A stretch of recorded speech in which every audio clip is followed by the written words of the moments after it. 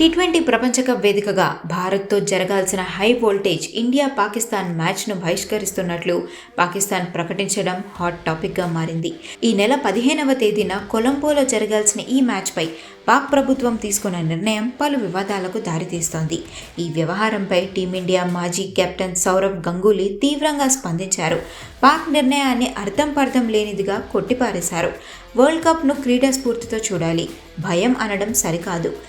అసలు మ్యాచ్ జరిగేది శ్రీలంకలో అయితే ఏ పాయింట్ మీద బహిష్కరిస్తున్నారో అర్థం కావడం లేదని గంగూలీ అన్నారు. టోర్నమెంట్లో ప్రతి పాయింట్ చాలా కీలకమని, ఇలా మ్యాచ్లను వదులుకోవడం పాకిస్తాన్కే నష్టమని ఆయన హెచ్చరించారు. లీగ్ స్టేజ్లో భారత్తో జరగాల్సిన మ్యాచ్లన్నింటినీ బాయ్కాట్ చేస్తున్నట్లు పాక్ ప్రకటించింది. భద్రతా కారణాల దృష్ట్యా భారత్తో ఆడలేమని అంటున్నారు. అయితే ఈ నిర్ణయాన్ని పాకిస్తాన్ పునరాలోచించుకోవాలని శ్రీలంక క్రికెట్ బోర్డు కోరుతోంది. భారత్-పాకిస్తాన్ మ్యాచ్ రద్దయితే టికెట్ల అమ్మకాలు, స్పాన్సర్షిప్లు, టూరిజం తీవ్రంగా నష్టపోతాయని ఆందోళన వ్యక్తం చేస్తున్నారు. దాంతో పాకిస్తాన్ షరతులు పెట్టింది. ఈ షరతులకు ఐసీసీ, శ్రీలంక క్రికెట్ బోర్డు ఎలా స్పందిస్తాయో చూడాలి.